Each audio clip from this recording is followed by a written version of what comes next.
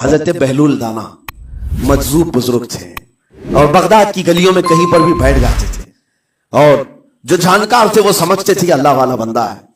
مجذوب کس کو کہتے ہیں؟ جس کی یاد الہی میں عقل فنا ہو گئی، ختم ہو گئی، اللہ کے ذکر میں اور اللہ کی یاد میں اپنے آپ کو فنا کر دیا ہے، اس کے اوپر شریعت کا قلم نہیں۔ ظاہر سی بات ہے شریعت کے سارے احکام اس پر ہے جس کی عقل سلامت ہے، عاقل ہو بالغ ہو تو نماز فرض ہے نا، عقل ہی نہیں ہے تو وہ مجذوب ان اولیاء کو کہتے ہیں۔ لیکن ان کے بارے میں حدیث میں ہے، اللہ کے نبی نے فرمایا وہ ایسے بندے ہیں کہ اگر اللہ کو قسم دے دیں کسی بات کی، اللہ ان کی قسم پوری کرتا ہے۔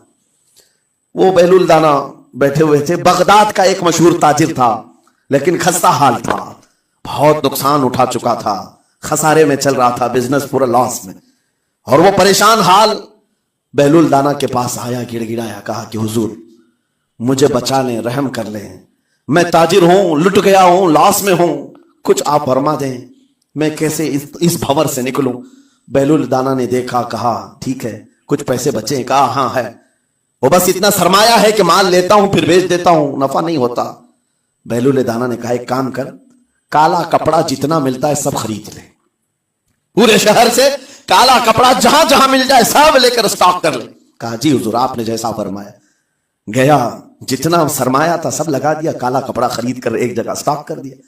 اللہ والے کا حکم تھا، لیکن ہوا یہ کہ بغداد کا معمول تھا، 8 دن گزرے نہیں تھے کہ وہاں وقت کے حاکم کا انتقال ہوا، اور جب حاکم کا انتقال ہوتا تو شہر کے جتنے بڑے لوگ ہوتے، رئیس لوگ، وہ اس کے سوگ میں، اس کے غم میں کالا کپڑا پہنتے تھے، اور کالا کپڑا سوائے اس تاجر کے کسی کے پاس نہیں تھا، اور سارے بڑے لوگ پیسوں سے اس کے پاس کالا کپڑا خریدنے آئے، یہ منہ بولے قیمت پر، جیسے تیسے جتنی قیمت پر بولے سب خرید کر لے جاتے، اور پل بھر میں ایک دن کے اندر وہ بہت بڑا کروڑ پتی بن گئے، بہت مال آ گیا۔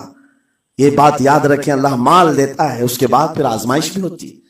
مال اتنا آ گیا، اب لے کر کے مستیاں تھیں، چند دن گزرے، ظاہر سی بات ہے مال کو بڑھانے کی تمنا ہر ایک کی ہوتی ہے، کوئی یہاں پر اینڈ کرنے والا نہیں ہے دنیا میں، چاہے اس کا بزنس اربوں پر بھی پہنچ جائے، اسے آگے پہنچنا ہے۔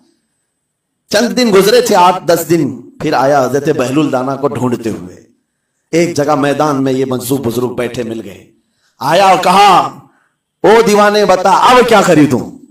پیسہ بہت ہے ابھی میرے پاس، بتا دیوانے اب کیا خریدوں؟ انہوں نے دیکھا، کہا کہ لہجہ تو بدلا ہوا ہے، پیسہ بہت زیادہ تھا، کہا کہ ٹھیک ہے کوئی بات نہیں، اللہ والوں کو ان سب چیزوں سے کوئی لینا دینا نہیں۔ آپ نے کہا مال جتنا ہے تیرے پاس سب لے کر کے خربوز خرید لے، تربوز خرید لے، جس کو کلنگڑ کہتے ہیں، تربوز پورے خرید لے۔ اس نے کروڑوں کی جائیداد پورے تربوزوں میں لگا تھی، سب تربوز خرید کر سٹاک کر دیا ایک جگہ، اور اس کے گمان میں یہی تھا کہ چند دن گزریں گے، کوئی ایسا ہی حادثہ ہوگا جب تربوز منہ مانگی قیمت پہ لوگ خریدیں گے اور میں بیچوں گا۔ پورا مال تربوز میں لگایا، 2 دن 4 دن 6 دن 8 دن گزرے، کوئی حادثہ نہیں، ادھر تو تربوز سڑنے لگ گئے، وہ تو زیادہ دن سٹاک نہیں کیے جا سکتے، سڑن شروع ہو گئی۔ پھر تھوڑے دنوں کے بعد پورے کے پورے سڑ گئے، کروڑوں کا مال تربوز میں سڑ کے چلا گیا، وہ بیچ بھی نہیں سکا، کچھ نہیں کر سکا، واپس چیختا چلاتا اسی حالت میں آیا، پہلے سے بھی زیادہ بدتر حالت میں آ گیا ہوں۔ دوڑتے ہوئے آیا، حضرت بہلول دانا کو ڈھونڈتے ہوئے، کہاں ہیں؟ وہ اسی جگہ بیٹھے ہوئے مٹی میں بیٹھے رہتے تھے۔ قریب آیا اور کہنے لگا کہ آپ نے میرے ساتھ ایسا کیوں کیا بہلول؟ بہلول دانا نے کہا کیا ہوا؟ کہا میں تو لٹ گیا، تربوز میں پیسے لگائے آپ کی وجہ سے اور پورے سڑ گئے۔ بہلول دانا نے کہا میں نے تو کچھ نہیں کیا، پہلے تو تجھے نفع ملا تھا وہ تیرے لہجے کی وجہ سے، اب خسارہ ہوا ہے تیرے لہجے کی وجہ سے۔ پہلے جو آیا تھا بات کرنے کے لیے اس وقت تیری تمیز الگ تھی، تیری تہذیب الگ تھی، اخلاق الگ تھی، گڑ گڑا کر کہا تھا کہ میں لٹ گیا ہوں آپ رحم کر دیں، دوسری بار آ کر کے کیا کہا وہ دیوانے بتا کیا خریدوں؟ لہجہ بدل گیا تو پوری حیثیت بدل گئی۔ زبان ہماری اونچائی پر بھی لے جاتی ہے اور نیچے بھی لے آتی ہے، اس بات کو ہمیشہ ملحوظ رکھیں۔